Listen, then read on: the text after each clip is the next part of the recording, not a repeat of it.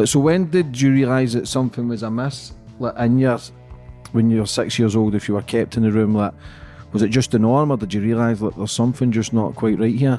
Yeah, I didn't learn about the fact it wasn't normal until later on, if I'm being honest. My job was literally to, when they would call me, I was non-verbal, so I didn't speak to my parents. We weren't allowed to make eye contact like we are now. It was a case of always looking down, never speaking to somebody, looking at their faces.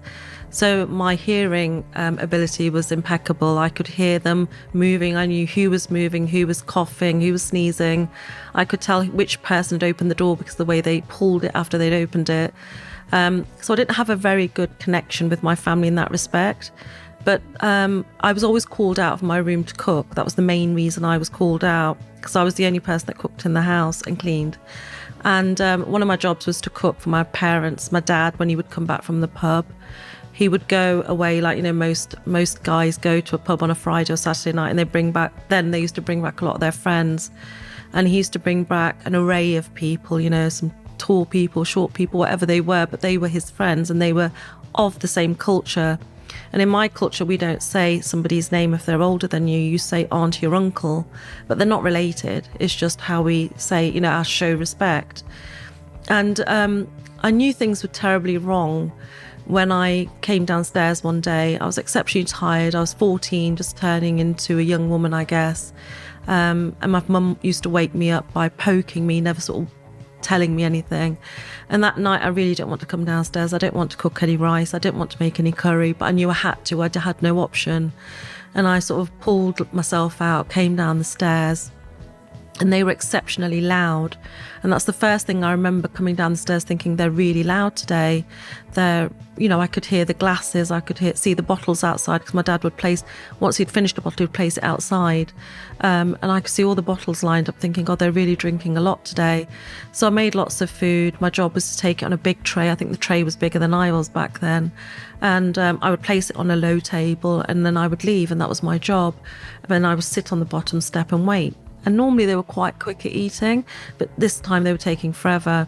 And I was trying not to fall asleep, but something really instinctively was telling me to just not go in that room that night. And I talk about it a lot, where we have that inner messaging service, because I now believe we're spiritual beings trapped in like a bodysuit, and our spirits are telling us, this isn't good for you, don't go there. But I had to. What could I do? I had no option.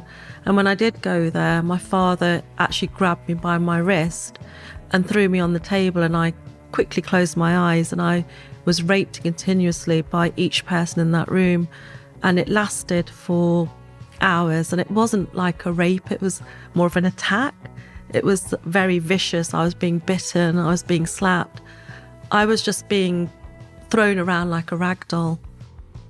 How the fuck do you deal with that now? Like, obviously I can see the emotion in your face. I've got a daughter at 12 and I do everything in my power to protect her. I'm overprotective. I speak to enough people to understand how dark and demonic this world is.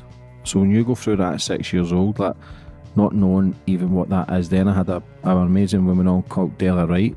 She went through the same sort of ordeal at 6 years old. Her abuser, her mum used to go out and drink, and he was her babysitter.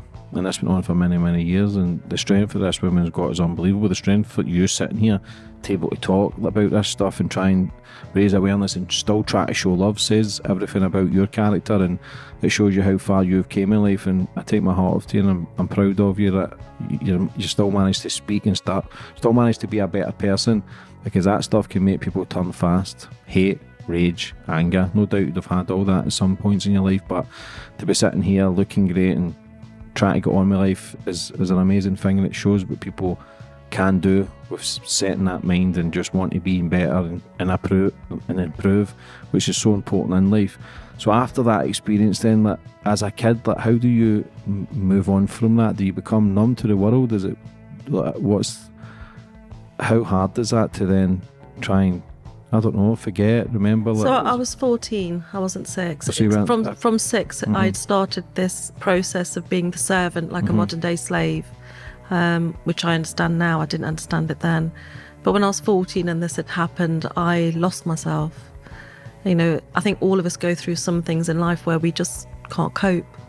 And and I'm no different to anybody else in that sense. I struggle to get up. I struggle to go to school. I was actually in pain because that kind of attack, as I call it, that kind of rage that they were abusing me with, left me for months. It didn't go away. It wasn't just an overnight thing. I was hurting for ages after. I wasn't able to sleep. I was having nightmares. I would wake up in the night without anyone to go to for comfort, and my room was bare. It literally was just a bed, no bedding, nothing. And only comfort that I had was my dog. We had a dog, and she was my first sort of sense of warmth in my life because my parents weren't tactile at all. So I struggled, and I remember not sitting at the front of the classroom at school. I would sit at the back, and often I'd be curled up in a ball crying, but I was ignored because I was like, just leave her be sort of thing. I think once the teacher asked me to get out of the room, but never asked me how I was. The girl that I walked to school with, I stopped walking with her. I had a little girl that would walk to school with me, and she used to teach me songs because I wasn't allowed to watch television. So she would say, we have this song on Top of the Pops, and I'd be waiting for the Friday for her to tell me. But I stopped asking her and I stopped talking to her, but she didn't really know what to say to me. And I think I was a real siren for help. I was literally sending out all these signals, but nobody was picking them up. And then I realised I was pregnant, and I had to tell my mother, and I was 15. I was turning 14, 15 when all of this happened. And they took me to a clinic where they obviously arranged for an abortion. And I remember that was the first time I'd ever encountered kindness, because after the procedure, I remember everything very clearly. But the one thing that I remember the most, and I've said it time and time again, is somebody actually touched my hair. She brushed my hair back and she gave me a cup of tea. And I thought, how bad of a person can I be that she's giving me this cup of tea, that she's extending this gift to me? Who am I? My parents had always told me I was evil, that I was bewitched, I was a bad spirit, I was possessed by the devil himself. And that's why, one of the reasons they hated me so much. But here was this woman actually touching me. And I remember taking that kindness and thinking to myself all the way back, I can't be that bad. And I've got a habit of talking to myself. I've done it as a child, maybe not having anyone else to talk to. Some people have imaginary friends. The only friend I ever had was somebody called Fear, who literally followed me around everywhere I went from a young age. But I started to tell myself, maybe I'm not that bad. But on the way home, all my parents kept saying was, what are we going to do with her? She's spoilt herself. And you need to tell your daughter, as you said, you've got a daughter, over and over again, that she's tall. She'll believe that she is tall. I was being told that I was a problem, that their lives were terrible now, that people were going to laugh at them, and I wouldn't be able to have an arranged marriage because I wasn't a virgin anymore. And what was going to happen? And I hated myself. Sitting in the back, I looked at the back of my mum and the back of my dad, and I was really scared. I was really upset, and I just hated me. Many a times at school, I'd wished I was that white boy or that white girl and not this Indian girl that was trapped in this disgusting body that everyone hated. Many a time I wished I was the teacher or somebody else, and I just didn't like me very much. And I hated myself to a point where I wanted to kill myself. And a couple of days later, after we got home from that, I took an overdose. And back then we had tubs of paracetamols, not packets.